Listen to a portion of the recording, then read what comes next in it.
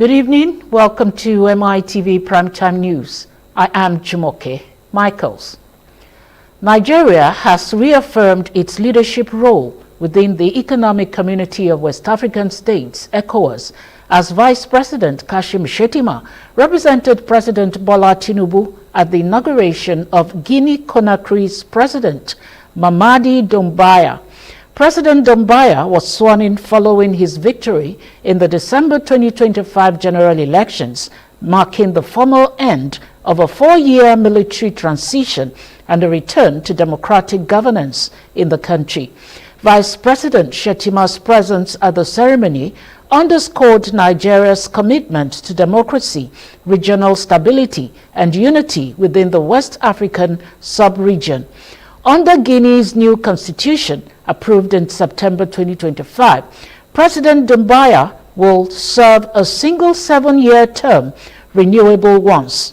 The inauguration, held at the General Lansana Conte Stadium in Conakry, was attended by several African leaders, including heads of state from Ghana, Senegal, Gambia, Rwanda, Gabon, Equatorial Guinea, South Africa, and senior ECOWAS officials.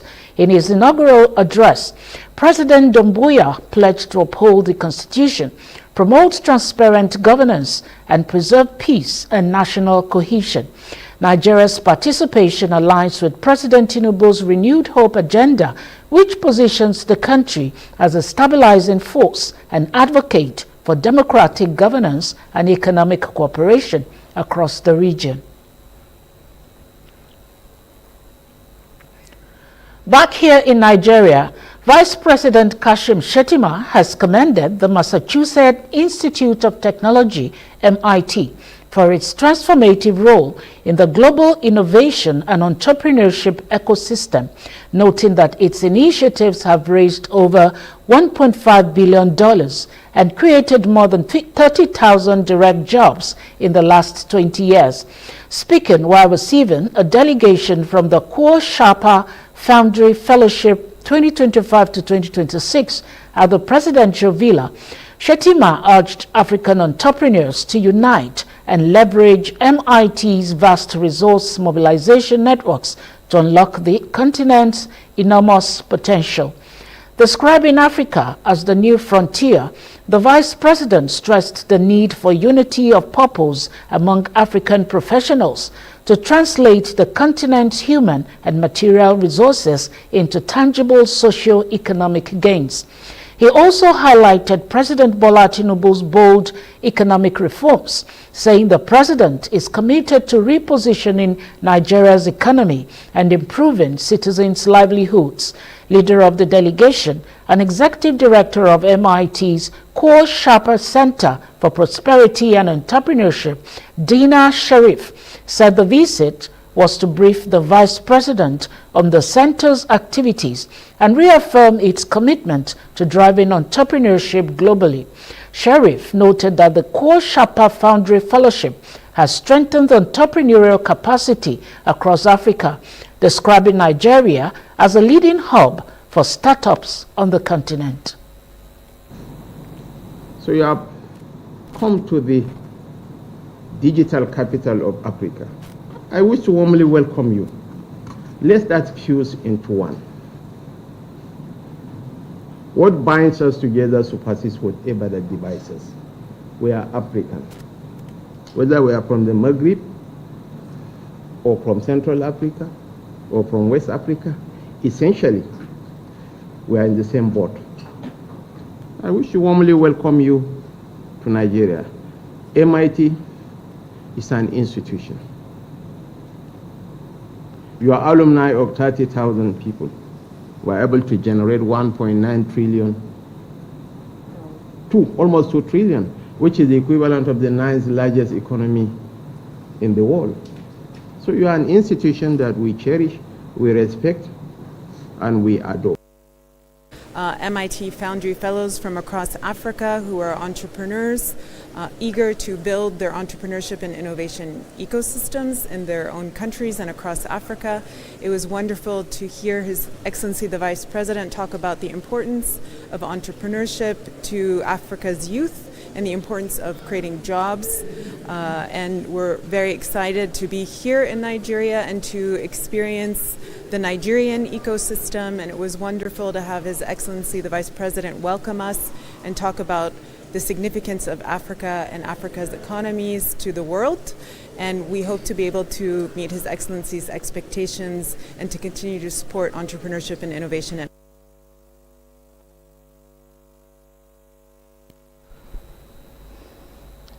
The federal government has unveiled a streamlined framework to transform Nigeria's creativity, innovation, and indigenous knowledge into protected and commercially valuable assets.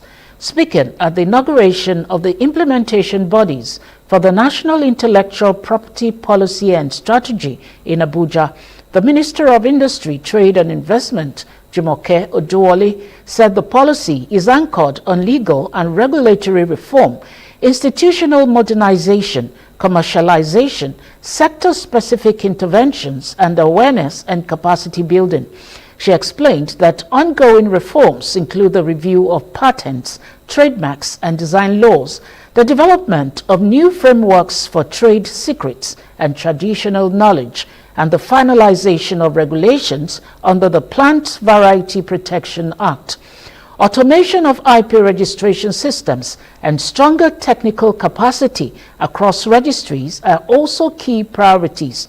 Oduwole added that government is introducing a national IP commercialization framework to support technology transfer, strengthen industry-academia collaboration, and help SMSEs and startup scale innovation, particularly in the creative and agricultural sectors. She noted that implementation will be overseen by an interministerial steering committee supported by an interagency coordination group to ensure effective coordination, monitoring, and delivery across government. Representing the Minister of Justice, Lateef Fagbemi, the Solicitor General of the Federation, Beatrice Jedi Agba, said the policy, approved by the Federal Executive Council last year, provides a comprehensive national framework to drive economic diversification, job creation, global competitiveness, and the growth of Nigeria's cultural industries. And problem-solving fulcrum, ensuring that regulatory, budgetary, and institutional bottlenecks do not stall implementation. The Interagency Coordination Group is the technical coordination mechanism for execution. Its responsibility is to ensure that implementation actually happens across agencies. These include harmonizing agency work plans with timelines with the National IP Implementation Roadmap, coordinating technical inputs on legislation, digitization, institutional reform, enforcement, commercialization, awareness, and capacity building, tracking agency-level deliverables and milestones, preparing consolidated technical progress reports, and supporting monitoring, evaluation, and stakeholder alignment. In this regard, I wish to highlight a small number of priority areas where early progress is both necessary and achievable. First is the review and rationalization of Nigeria's IP legislation. Second is ratification of relevant international treaties. And third, immediate follow-through on the resolution of the Federal Executive Council for the establishment of a Nigerian Intellectual Property Commission. I'm quite aware that these issues are not entirely new. A series of technical engagements in the past culminated in the preparation of a draft and an implementation roadmap, jointly submitted by the lead IP agencies as far back as 2014.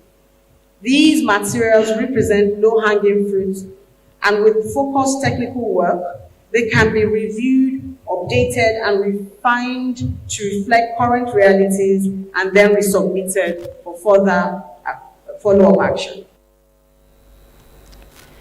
In another development, the federal government was working towards closing the housing deficit and enhancing housing affordability for all Nigerians through the Renewed Hope Cities and Estates program. other reforms and initiatives introduced by the Housing Ministry.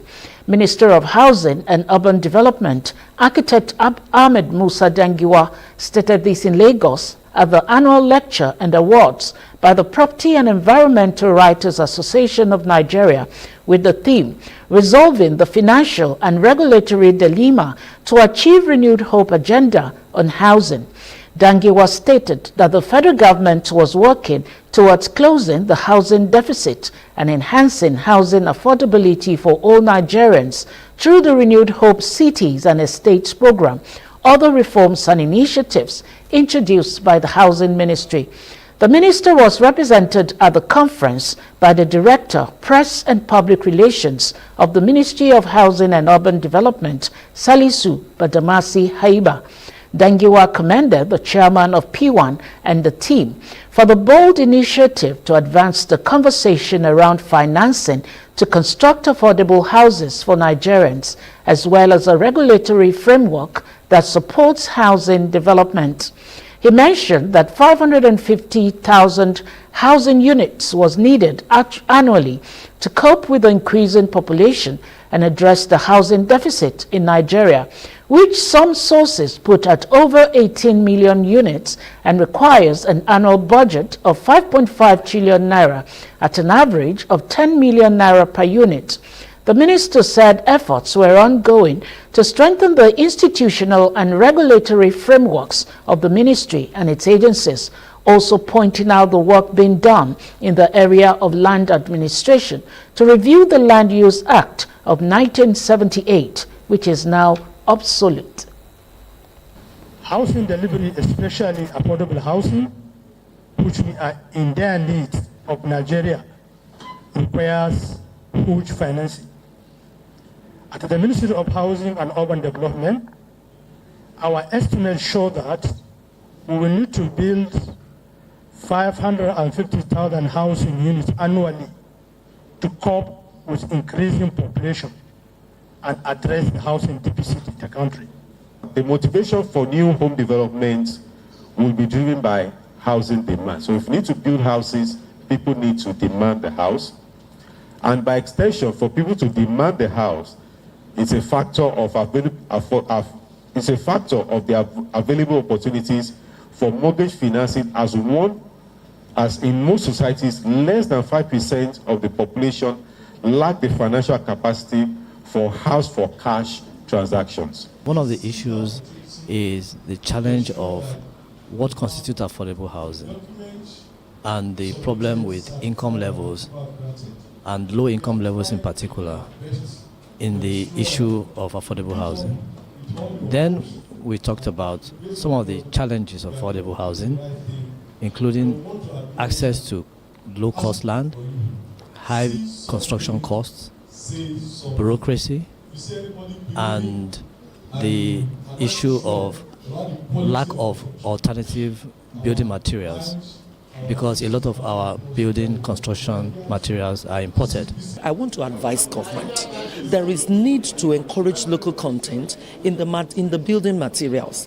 One, there is a need for government to ensure that all the materials for building are done locally, and there is need for the enabling environment. Engineers are designing every day. They are coming up with innovation. They are coming up with ideas to ensure that we produce and we manufacture in Nigeria. But the government must give us the enabling environment and encourage engineers and encourage manufacturers, encourage builders to be able to produce the materials that are used for buildings locally. Except we do that, we are going to continue to have the cost of materials for building very high, which makes the housing unaffordable for young people, average people, to be able to buy houses, constructed by government. Looking at UK, they build their houses on wood. Looking at US also, they build their houses on wood. But we have been staying on brick. Even our colonial masters was able to appreciate wood construction, where most of the houses in the Ikoyi, their decking is made of wood. So we're looking at going into, a lot of countries are looking into fiberglass right now in terms of construction. Must we do brick? By the time we go into fiberglass and other better innovative technologies, I'm sure that there will be affordable housing. Governments and her agencies should make it possible, should come out with policies that will make it possible for Nigerians to own houses, especially the poor Nigerians, those who can't afford to go and buy a house off the shelf.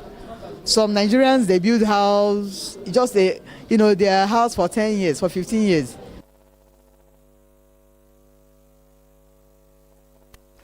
President of the Nigerian Institution of Estate Surveyors and Valuers, Victor Alonge, says Nigeria's new tax reforms will positively impact the real estate sector in 2026. Alonge stated this in Lagos during a press briefing, marking the signing of a memorandum of understanding at an event. Alonge said the reforms would boost real estate investment and expand home ownership opportunities nationwide.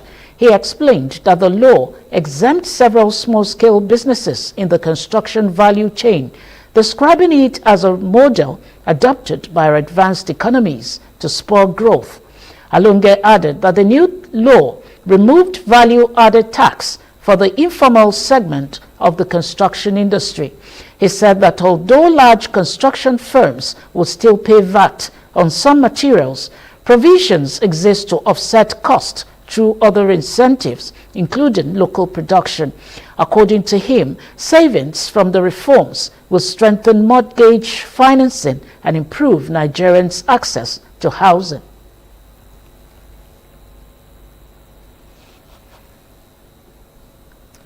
The Oba of Lagos, His Royal Majesty Oba Rilwan Aremu Akiolu, has praised the federal government's newly introduced tax reforms, describing them as a bold and necessary step towards repositioning Nigeria for sustainable development and economic growth. Speaking after a cultural procession marking the end of the 2025 Adamu Orisha Festival at his Iga Idugoro Palace, the monarch said the reforms would move the nation forward if properly understood and implemented, adding that much of the opposition being expressed was driven by misinformation. Quoting from both the Bible and the Quran, Oba Akiolu urged Nigerians to see taxation as a civic and moral responsibility. The traditional ruler disclosed that he had long advocated a reform of Nigeria's tax system, describing the previous structure as ineffective and outdated. While commending the reforms, Oba Akiolu called on the federal government to strengthen transparency and accountability, especially in the allocation and utilization of public funds. Oba Akiolu stressed that education remains the foundation of national development, calling for renewed investment in skills acquisition, vocational training, and youth empowerment. He concluded by praying for peace, progress, and divine guidance for the nation, urging Nigerians to embrace unity and responsible citizenship as the country navigates its economic reforms. What you have just seen now is to wrap it all, to end all the ceremony. It is now, after tomorrow, the at Iga Ologun Agan at Alagbeji Street will be closed to mark the end of what we have done. And peace, progress, and everything, by the grace of God Almighty Allah. Note from today, you see changes, developments. Boko Haram, kidnapping, inshallah, we never experience it around there. And where it exists, it will be flushed out and all will be well. The tax collection system we have been using is not right. About 3 years ago, I paid over 30 million on companies tax. What the government has done now is going to move the country forward. Many of them don't understand it. It is misinformation that is going to many people. Another thing which I will request and please the government to do is the contract award system. And money allocation from Abuja. The federal government should endeavor every month to disclose what is allocated to the states, to the local government. The states and local governments should in turn disclose the contract they have awarded, to whom, the job they say they should do, so that right-thinking members of the public can monitor what is going on.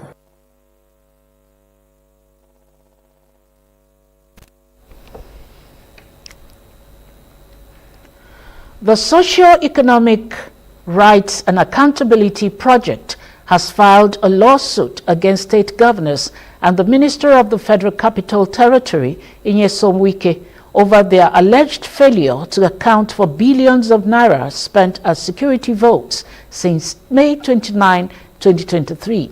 SERAP said the suit was prompted by persistent insecurity across several states and the FCT, despite huge public funds allocated yearly to security votes, including reports of mass killings in Benue State and other violent incidents nationwide. Disclosing this in a statement on Sunday, SERAP's Deputy Director, Kolawole Oluwadari, said the suit was filed last Friday at the Federal High Court in Abuja. In the suit, SERAP is asking the court to compel the governors and the FCT minister to publicly disclose details of how security votes collected since May 29, 2023 have been spent.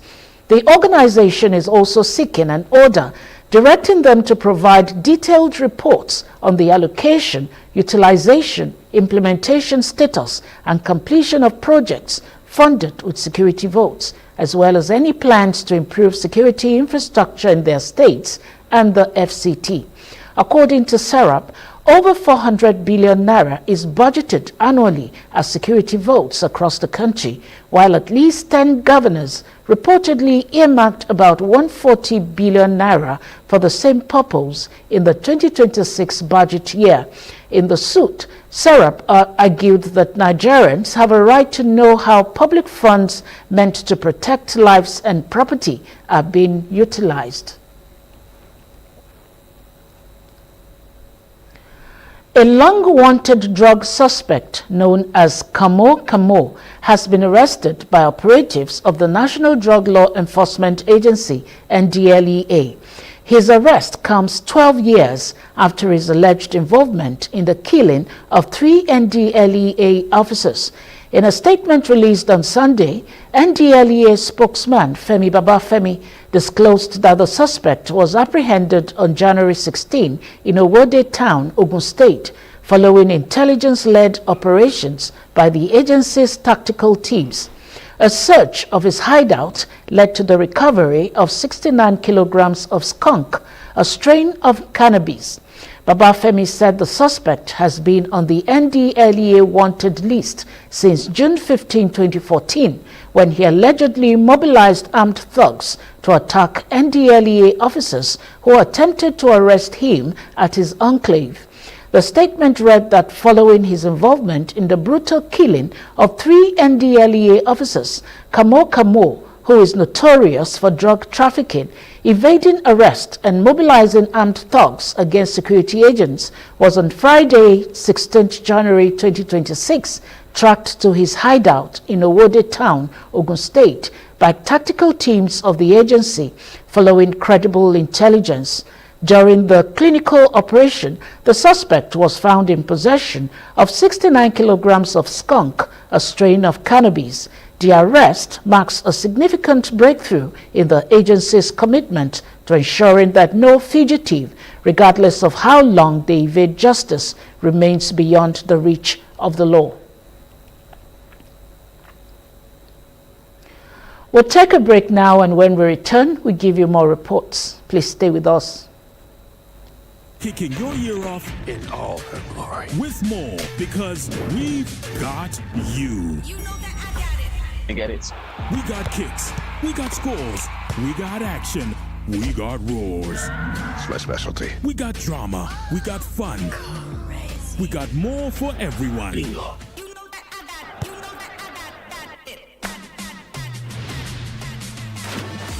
Come get it Come get with us and stick with us too. And boom, there's an upgrade on us just for you. We got you.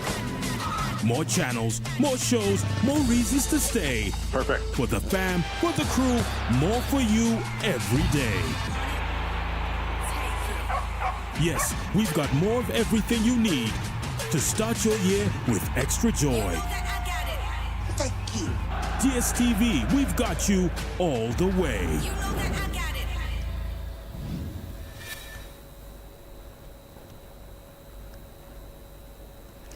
Welcome back. The Lagos State government over the weekend stated that it's embracing strategic initiatives to address waste disposal and waste management. Speaking with the media after a tour of the two major dump sites, Ndigbo 18Th, the Commissioner for the Environment and Water Resources, Tokunbo Wahab, said the state government remains resolute in its determination to bequeath a sustainable and functional environment to Lagosians as the state prepares to decommission Olusosun and Solus 3 landfills, transitioning them into modern transfer loading stations where waste will be sorted, compacted, and redirected to recycled, useful resources. Our correspondent, Fatu Kikunle, compiles this report presented from our studios. The first port of call of the inspection tour was the Solos landfill site in Igodo area of Lagos, which, like Olusosun landfill site, is not yet fully closed, but are being phased out and transitioned into new waste management facilities. The tour by the management team of the Lagos State Ministry of the Environment and Water Resources, led by the Commissioner Tokunbo Wahab, enabled the state government to get first information on the state of the landfill sites. This is because the state government is moving from a linear waste management system to a proper waste management system that is environmentally friendly and sustainable, in a way that waste is now seen as a resource.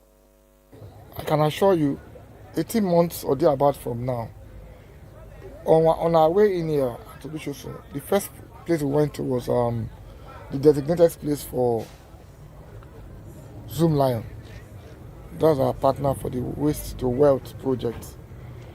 And part of the deal is, once they start the material recovery facility there, they will start the process of decommissioning this place and capping it the way it's done globally. And the same thing will happen to Solos 3, which is why we also have to provide the alternative facilities around the Ikorodu and Epe, and then Badagry to the west and the east of Lagos. Next on the tour was the Olusosun landfill site in Ojota area of Lagos, where the state government equally assured that the quantum and the quantity of waste that will end up in the new landfill sites to be created will be to the barest minimum, as the state recycles some and turns some into compost fertilizers, while the leftover Lafayette will take its own combustible waste, with the harvesters taking theirs, turning the remnants into energy.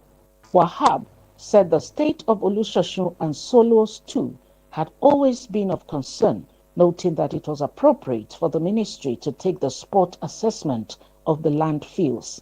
We are now moving from a linear waste management system to a proper waste management that is environmentally friendly and sustainable, in a way that waste is now seen as a resource. The quantum and the quantity of waste that will end up on the land at the landfill will be to the barest minimum. So you're going to recycle some, you're going to turn some to compost fertilizer. Then whatever is left, Lafayette will take its own combustible waste. The harvest waste will take the house to turn to energy. Whatever is left will be so minimal that then we can take to the landfill. Already, the state had engaged the Lagos Waste Management Authority, LOMA, and the PSP operators towards sustainable waste processing, modernized landfill management, and structured waste carting and disposal systems.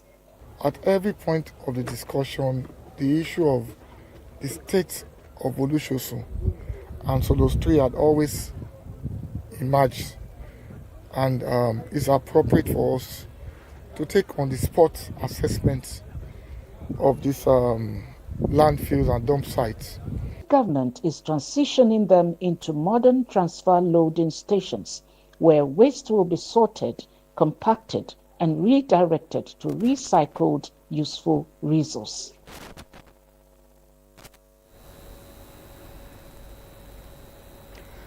The Lagos State Task Force has dismissed allegations of extortion, illegal sale of seized motorcycles, and abuse of force in its enforcement operations, reaffirming its commitment to public safety, integrity, and the rule of law.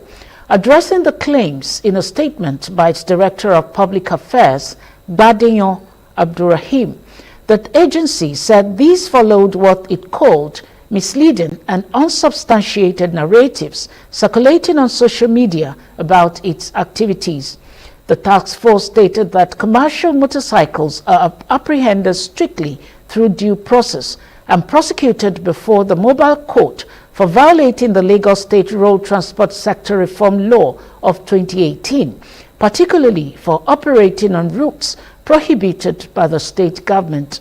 The agency clarified that seized motorcycles are not sold back to operators, contrary to claims on social media, adding that its actions are judicially backed and not arbitrary, stressing that enforcement operations are carried out within the framework of the law. The agency clarified that upon confiscation, seized motorcycles are transferred to the Ministry of Transportation and subsequently crushed at the government-approved junkyard in Alausa, making it clear that at no point are seized motorcycles sold back to operators or diverted for personal benefit.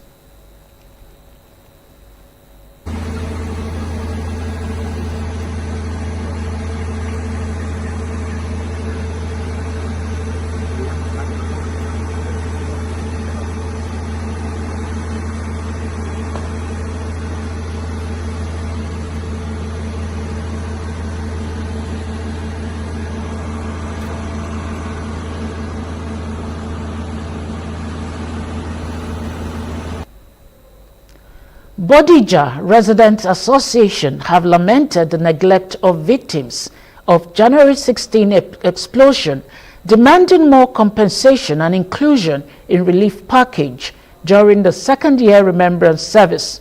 Chairman of the association, Muyiwa Bangboshe, made this demand during the second-year remembrance service at the All Souls Church, Bodija, where he demanded more compensation and inclusion for those initially excluded from the relief package. In his exhortation titled, God Our Refuge in Times of Storm, Reverend Julius Okolao lamented the support extended to victims, which he described as insufficient, calling on government to do more. The second-year remembrance also afforded survivors the opportunity to recant the sad incident, with some grateful, others helpless, and many calling for more government inclusion. Chairman of the association demanded justice and succor for victims who he said had been shortchanged, while demanding proper accountability on the incident. Inasmuch as we contemplate and ruminate over our loss, let us always remember that God has spared our lives for a purpose. For a purpose. If there is life, there is hope. We should be comforted by this word of God. We thank God because the representatives of the government are here. We are pleading with the government of our dear state, ably represented by the Chairman Housing Corporation here today, that please ensure that justice is done to those who are involved in pillage of explosives, which led to the loss of lives and properties. Up till this moment, people usually ask me, Pastor, what has happened to the people that piled up this explosive? My normal response is, I don't know. And I wouldn't know if there is anybody in the house that can tell us that this has been done, this has been done. On that very day, we finished the Bible studies and everybody had left, but I was waiting for my daughter to come. And I sat where those students sat. Suddenly I just told Mommy Elutade that let's go and sit outside. Within 5 minutes that we left from that place, we heard the sound that was so unbearable, and we were shouting, Jesus, Jesus, Jesus, because we didn't even know what happened. And before we know it, the ceiling fell on the very place where I left. So I thank God that it didn't fall on me. And my take is that they should, come to our plight. What they gave us nothing compared to what we expected. And now that we know there is money, they should. We are appealing to them to, come to our aid and do the needful. Still in the southwest of Nigeria, a non-governmental organization, Insight Initiative for Community and Social Development, has organized a capacity-building workshop for local government chairmen in Osun State. The training held in Osogbo, the state capital. MITV correspondent Jamiu Omoniyi completes the story.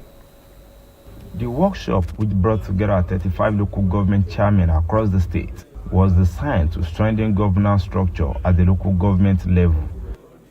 The executive director of the organization, Charity Amiyu, said the training focused on building administrative capacity, enhancing efficiency, and deepening civic participation in local governance. Yes, after the autonomy, we realized that we need to strengthen the local government governance, and most especially we realized that the people that are leading at the grassroots, they need a lot of capacity building to comply with the 21st century governance. The organization also disclosed plans to train local government media officers on effective communication and feedback management.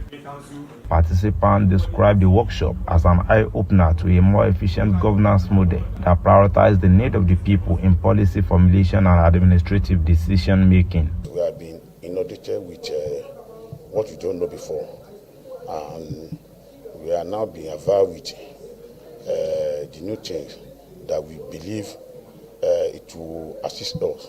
They noted that the training will also help them comply with extant laws guiding budgeting, procurement processes, and the implementation of government policies. We are going to have an engagement. That is part of what we have learned in the program. A direct engagement of our people and the governance, which will guide us on what are those things that our community actually needs, so that in the process of implementing projects, there won't be any disagreements. It will be basically what the community needs that we are going about. A major highlight of the workshop was the unveiling of a chatbot designed to provide information on the activities of local government across the state as part of efforts to promote transparency and accountability. So I can easily ask, what is the allocation for my local governments this month? And it comes up. So people now make use of that amoye to ask questions about this amount is coming to my local government. How is it being spent? So that is one thing that we have achieved. Then on amoye now, we want the local government to also on board on it, so that they will be able to tell the people what they are also doing. Insight Initiative for Community and Social Development further revealed that it has made significant progress in reducing the spread of fake news among political actors through its Insight Fact Check program. During election period, research has shown that there is going to be a lot of misinformation. We are going to encounter a lot of misinformation during this period. And how do we ensure that we do not allow people to be misinformed? The exercise, according to the organizers, underscores the importance of multi-stakeholders collaboration in sustaining local government autonomy in Nigeria. From Osogbo, Jamiu Omoniyi, MITV News. A chieftain of the All Progressives Congress APC in Ekiti State, Yemi Olayinka, has called on Nigerians to remain patient with the ongoing economic and governance reforms being implemented by President Bola Tinubu, describing them as necessary steps to prevent national collapse and reposition the country for sustainable growth. Olayinka gave this assurance over the weekend in Ado-Ekiti during a visit to his ward, where he participated in the All Progressives Congress e-registration exercise ahead of the forthcoming June 20th governorship poll in Ekiti. The APG chieftain said the reforms, though currently accompanied by economic hardship, were critical to stabilizing the nation and would eventually yield positive results. He urged citizens to be patient, assuring them that the dividends of democracy would become evident as the reforms take root. Also speaking, Tokunbo Adekparusi, APC leader, urged members of the ward to get their PVCs and troop out en masse for Governor Biodun Oyebanji in the coming gubernatorial election. It's different. How he was able to do that, guy should be studied in university. It should be studied. How he was able to do it, to bring everybody from Shegoni to Niyi Adebayo, who is his father, to Fayose, to Kadeba. Everybody is on board supporting him. That's wisdom. That's native wisdom that is rare in our people. There is no arrogance in him. The guy is humble. He was able to bring everybody on board, and at the same time, there's progress, gradual progress in our state that we have never seen before. And that's what is impressive. And that's what we love about him. And we want him to continue. Because we are looking at a particular figure for the current governor. We want the next vote to be outstanding, to be different, to come to a level that everybody will say, wow, it's indeed people have really supported this man. Because he has done well. Bao has done well, and he needs all the support. He needs all the votes, and nothing should be given a chance at all. And that's why we say, okay, let's encourage our people. Let everybody register, let everybody get prepared, and let everybody come and vote. It's a good decision that they have taken so far from the National Party Secretariat at Abuja. It makes us to know those people that they are real members of this party. I think you understand me. We know those the authentic members of the party. Nobody can just come from outside and deceive us. So that's one of the benefits or advantages of having this registration. They should go to ANEC, have their PVC, because it's that voters card that they can use to assist the party, especially the elections we have. We have a local government election, we have House of Rep, we have a Senate, we have the governorship election, and we even have the presidential election 2027. So without your PVC, you are nothing. You are not a member of the party. You don't love the party if you don't have all those things. If you don't have it.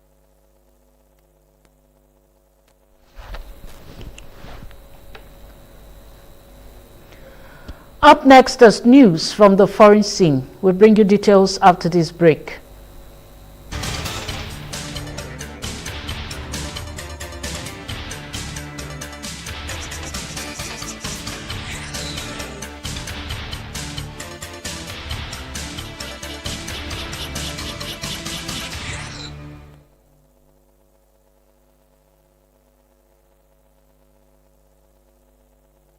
We're kicking your year off in all her glory with more, because we've got you. You know that I got it. I get it.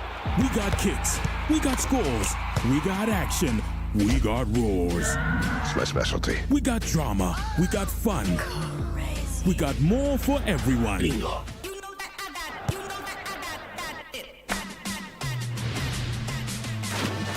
Come get it.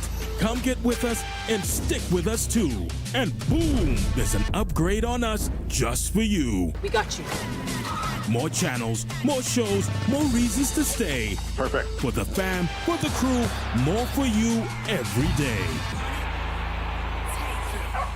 Yes, we've got more of everything you need to start your year with extra joy. Thank you. DSTV, we've got you all the way.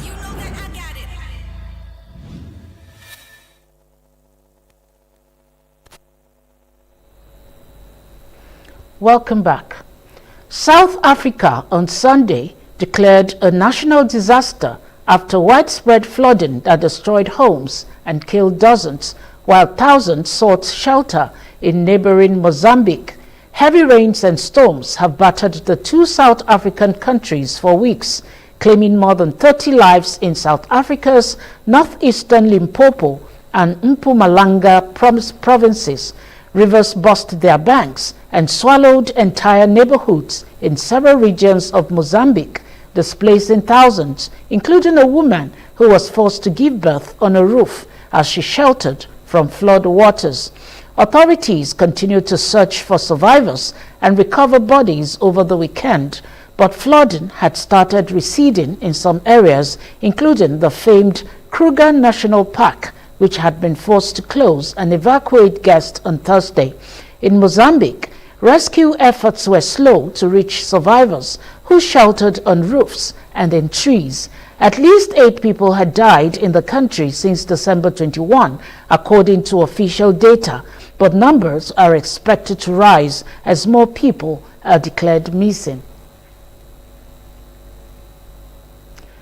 European leaders have hit back at U.S. President Donald Trump's threat to impose fresh tariffs on them if they oppose his attempt to buy Greenland, describing the ultimatum as completely wrong and unacceptable.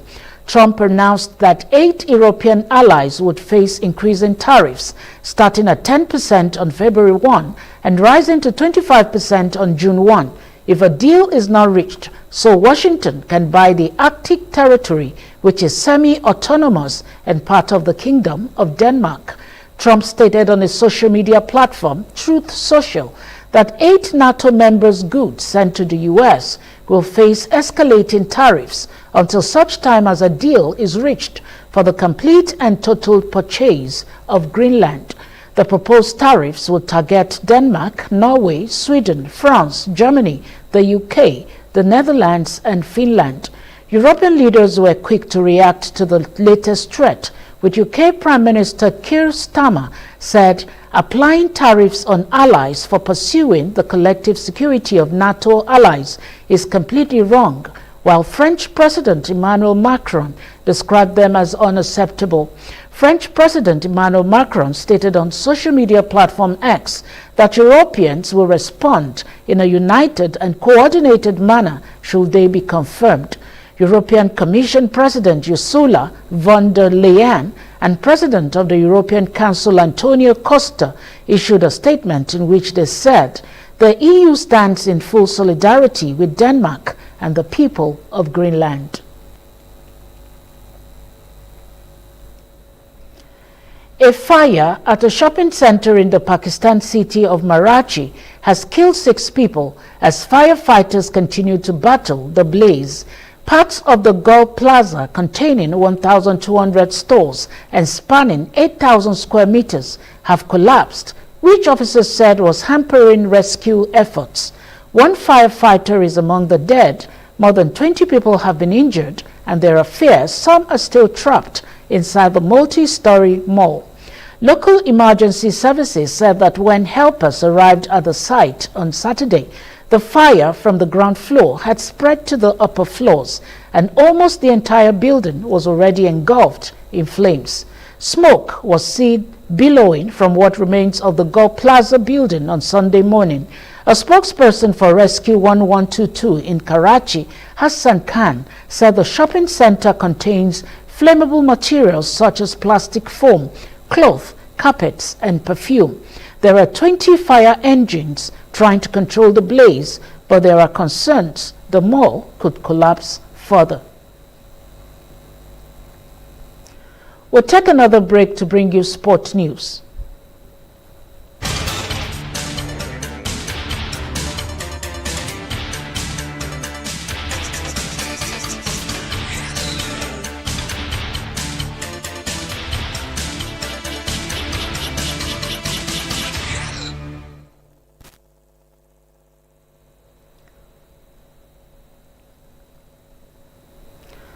Welcome back. The executive chairman of Orile Agege LCDA, Akinola Idowu Dodo, has called on local government chairmen across Lagos State and Nigeria to prioritize sports development as a strategic means of promoting peace, unity, and social cohesion within their communities. Idowu, who made this appeal while addressing journalists at a press conference in Lagos ahead of the Run for Asiwaju 2027 mini marathon, stressed that sports cut across ethnic, religious, and political boundaries, making it a powerful instrument for fostering harmony, particularly among young people. He noted that organized sporting activities provide positive engagement for youths, help curb social vices, and encourage the building of lasting relationships across communities. On his part, the chairman of the organizing committee, Ndigbo 18Th, explained that the mini-marathon is aimed at mobilizing residents of Agege local government and Orile Agege LCDA, using sports as a unifying platform to promote collective participation, healthy living, and social inclusion in the build-up to 2027. 18Th disclosed that the race will feature 1,000 participants drawn from various categories, including persons with special needs, VIPs, politicians, members of the National Union of Teachers, professionals, youths, and women, noting that each category will be identified by unique attire. He pointed out that the marathon route will begin at the Agege Local Government Secretariat and pass through Penn Cinema Bridge, Okekoto Junction, Oniwaya, Dopemu, and Agbotikuyo before ending at the Orile Agege LCDA Secretariat. I take it upon myself that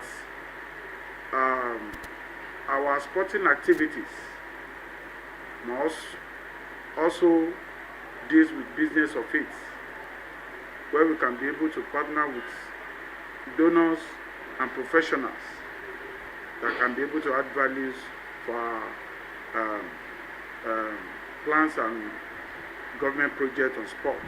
I want to charge the committee why you still need to go out and bring our people together. Sport is the only game that can bring unity to us. Sport is the only avenue that can be able to align us together. So by doing all this, I believe all camp must be part of this, what we are doing. This is like the biggest mini marathon we've had in Agege as a whole, and only Agege LCDA. I can even attest to you that there's no championship as big as this before that's going to involve 1,000 participants. So for us, it's very huge. We're going to have a minimum of 1,000 participants that are going to participate in the marathon. And the marathon is going to start at the Agege Local Government Council Secretariat. So from there, you're going to run towards Obogunji, climb the Pensima flyover. By the time you get to Okekoto, you have to run towards Afala Junction. If you're familiar with Agege, then you move towards Oniwaya. You pass in front of our Islam Secondary School. And by the time you get to Dopemu, you make your way down towards Agbotukio bus stop. From Agbotukio bus stop, you can run down to the local government, Orile Agege LCD Local Government Council. We're going to have 7 categories all through, and only 2 of the categories are going to start from Agege, because out of those categories, we're going to have the VIP categories. We're going to have the categories for the special people. We're going to have for the elders. We're going to have for men and for the women. So only the professionals and the young people are going to start at the Agege Local Government Council Secretariat.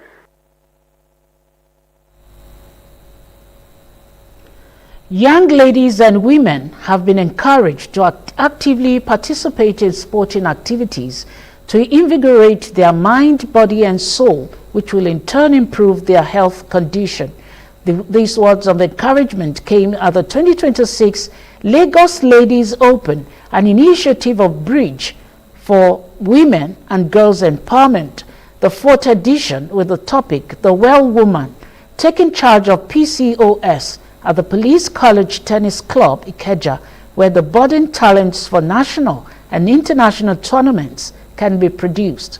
The convener of the tournament, Engineer Lilian Uzo Diago, said the event was to encourage female flock to engage in tennis, which involves usage of most of their body parts with mental focus and calculative mind. The event, which had a medical stand to check body parts on their health condition, aimed to bring about encouragement on women's health, community while helping to connect and socialize towards a supportive network. Meanwhile, Funke Ayenugba has emerged winner of the 4th edition of the Lagos Ladies Open, while Adeniro Ganiyat Bosse is the runner-up. Lagos Ladies Open is a tournament for females in Lagos, young, old. You know, if you're female, you are encouraged to participate. We found out that women do not get very involved on sports, and so the platform is supposed to encourage women to do sporting activities. Tennis is one sport that we know. We have a couple of other sports, but tennis is not well known yet, and so that's how we came up with this initiative, you know, to put it out there, get it visible, and also encourage more women who are laid back to get into the sporting space. Second and third, we've kept improving. We started with 22 women when we started, but today we have over 70, about 90 ladies registered for this tournament. Number one, females who play tennis in Nigeria, right? This was an initiative that was funny enough, the initiative was started by the convener of this event, which is Lillian, right? And so I think this is something she does yearly, and this is the 4th edition, you know, of, to me, I just say females who play tennis, and we do recreation, we do, what is it called? When you meet people, meet other people, socialize. Exercise. That's one of the key things we do. We want to keep fit. Life is not just about living. It means living well. And living well means having some form of exercise in your life that gives you a better life. That's one of the basic things that Lagos Ladies Open is after. And then secondly is a form of empowering ourselves. You know, we can explore the world of tennis. We can get to meet ourselves, socialize. Creating some level of awareness, like the theme for this year is PCOS. So it's just creating an awareness so that women know what to do at every point in time, you know, and knowing fully well, being aware of these situations helps you be able to find preventive measures for the ladies. So really, and it's also a way of bringing women together to play tennis and getting them aware that, you know, regular sports also helps in fitness and also helps us take care of our body. Lagos Ladies Open, this is the 4th edition. It's been on from 1.0 to 2.0 to 3.0, and now we're at 4.0, which is the 4th edition. What are we here about? We are all about pushing women in sports, in health, enabling women to have a network where they can come, be themselves, enjoy themselves, be unified by one sport, which is the great tennis, ensure that they're also having so much to do with respect to their businesses, with respect to oneness and wellness at mind. And that's it on MITV Primetime News. I am Jumoke Michaels. Do have an amazing week. Good night.